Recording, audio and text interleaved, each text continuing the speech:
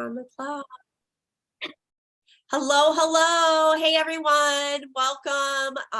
We are jumping on for our weekly chat. I am Amy Ruggieri with the Ruggieri Group, full service financial advisors, joined by my great friend, Rachel Dorsey with Effortless Budgeting. And I'll allow Rachel to give a quick little introduction about herself. But I am so excited to talk about this week what we need to know about when do I plug in a professional? When is that beneficial for me to get that next level expert advice, a second set of eyes on the situation, some encouragement, some direction, you call it what you will. But if you guys are anything like us, Rachel and I have both been in this place where we said, hey, I know that I don't know it all. How do I get better? How do I feel more confident, in control, and excited, believe it or not, about talking about money? So Rachel, kick us off. Go ahead, give us a quick intro and let's talk. Yeah. Hi, everyone. Rachel Dorsey, Effortless Budgeting. I'm a financial wellness coach. And it's like Amy just mentioned, like we all, neither of us know it all. I have a financial advisor. I am not a financial advisor. I'm a financial wellness coach. I love that. I help folks sort of figure out their full financial picture and the mindset they have around money. But I don't help them invest their money, and that's not where my expertise is. So, there is a point when it is not only okay, but very beneficial to reach out for a professional for that help. If you have an old 401k sitting around from an old job, or if you've got quite more than 6 months of your expenses in a savings account, like it might be time to reach out to a financial advisor because they can help you with those things that perhaps you could figure out yourself. And just like with my work too, like you're capable of sitting down and writing out sort of that spending plan and figuring out where, what debt you should start paying off first. But have you done it yet? Like, how's it working for you? Do you even want to learn all of those things and do all of that research yourself? I know for me, I love what I do. I love learning all about credit scores and how to increase that and how to pay off debt and how to just help people feel more comfortable around what their money situation looks like. I don't love looking into the stock market. It's not interesting for me. Right. It's not exciting, which is why I have a professional that helps me in that aspect. So we all have to figure out like what our limitations are. And we're not going to spend an exorbitant amount of money learning about something that we really aren't that super excited about. So that is the time when you can be like, maybe I don't have any investments, or maybe I do have, more debt that I feel comfortable with. And I've just been making minimum payments and I've never really sat down to think about how that impacts me and how I should start paying some of this off. That's a great time to start reaching out to either a financial advisor or a coach. Yeah. You know what I think about a lot, Rachel, with us in our industry, and we are on that side. Actually, it's funny that you say, I don't like the investment stuff. I don't like knowing about that. And I just said to somebody that's on our team, we get investment license, but we don't handle that back end stuff. And I said, that's a special kind of like extra nerdy person that loves that stuff. I don't think anybody really loves that stuff. I like the end product of what it will do for me and being able to leverage that. And I think that's maybe a little bit of the thing with money is people just don't realize it's not really taught like growing up. Hey, money is a tool, right? Mm-hmm. It's a resource that we are given, and we're also given in a way up to our abilities to be able to handle it. The people who have very little money have not learned enough about earning income and growing and what to do and how to handle. I really do believe people are given what they're able to handle, and understanding that money conversation can seem super overwhelming and super difficult.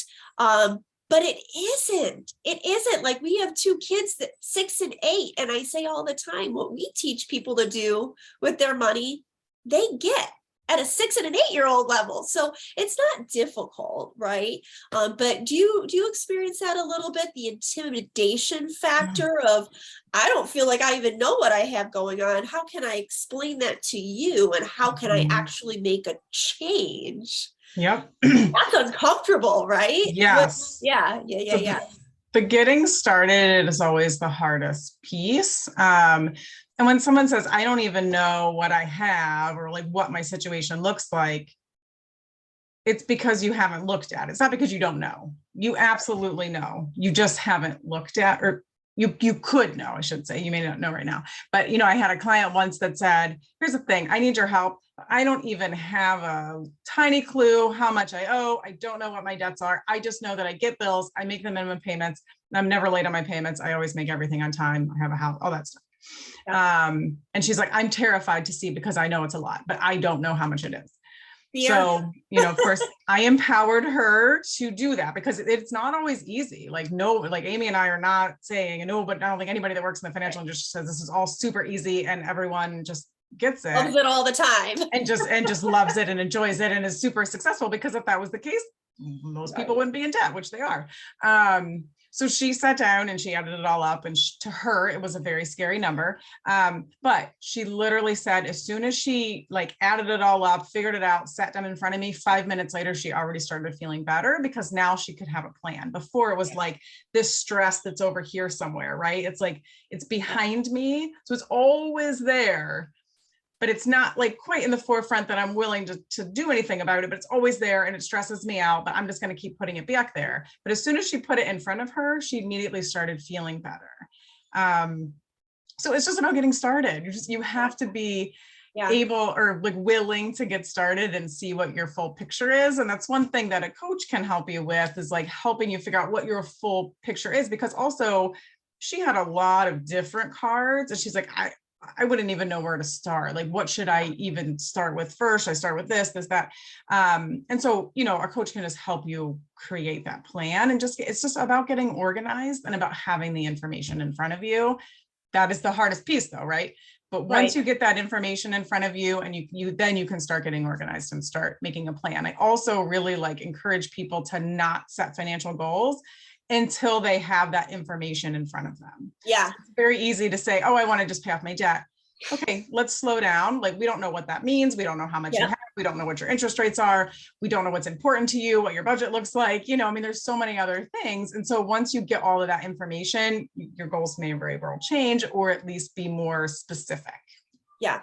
Yeah. And I think we find that those things change over the years. Good analogy. We just went to Myrtle Beach.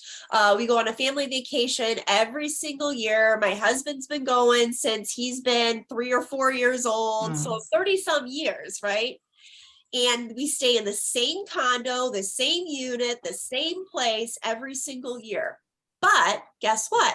That journey to Myrtle Beach changes every year. Why is it changed every year? Well, we got different cars, different kids, different needs. The kids, when they were babies, it was easier. They would sleep for 4, 5, 6 hours, and you would hold it as long as you could and keep trucking. Now it's a little different, right? The expectations are different. And I think that that's one thing that, people really get less locked in with, I want it to be the same. I want comfort. I want to avoid pain. I want to avoid fear. But fear, really, like what you were talking about, is just writing it out on paper, knowing where you're at. Fear is when you have something that is unknown. Right, exactly. But once you know where you're at, and you have the tools and the resources and the encouragement and support behind you, then that fear is just lifted and it becomes fun. Now it's fear to fun journey. Now you can make those plans. But, we've all seen those scary movies where before you see the monster, that's the scariest part. Once the monster comes out, you're like, okay, that's a little cheesy. Not so bad. But before it comes out, because you're imagining all of these things, and that is much scarier than what is reality. And again, if you never know what reality is, you're never going to be able to make those plans and to move forward with your future. But something I read the other day was, and I agree with this, is like people with a money coach or, any sort of money professional in their life tend to save more, invest more, and build money faster, which allows them to live a little bit of a less stressful life, right? Because they've got more money in the bank, in investing, and they're building money faster. And it helps them to be able to spend the money on their own money on things that they want to spend it on. So, and there's 2 reasons. Like, one is a coach can help or a financial advisor can help you make those positive choices, but it also can help you avoid some costly decisions. Oh, absolutely.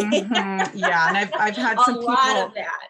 some people say, well, I'm going to take out a loan on my 401k because, interest rate, all that stuff. And those are great things to talk through with a professional before you make that choice, because it may not always be as black and white as it looks. Yep. And one thing that I offer is like quarterly accountability meetings. So folks can pay a yearly fee up front. And I recommend doing that because it keeps the motivation up, it keeps encouragement up. You're going to then continue to meet with me. And so I meet with them 4 times a year, and it's really for folks that kind of are pretty good. They know what they're doing, but they need an accountability partner. They need that check-in. They need a time with a professional that, where they can ask questions or just make sure that they're on track. So I just think that it's so important to continue that. And like you said, it changes all the time too. And so it's important to keep that in mind. Like, what has changed? What are my priorities now? And it's just important to look at it, and you will feel so empowered and so like in control when you do that. I love it. I love it. That's awesome. Thanks, Rachel. Always a good talk with you. Before we wrap up, just tell everybody, where can we find you, follow you, all that good stuff. Yep. So again, my business is Effortless Budgeting, and my website is effortlessbudgeting.com. And then, believe it or not, my Facebook and Instagram page is Effortless Budgeting. I love it. Perfect. Very easy to find and follow.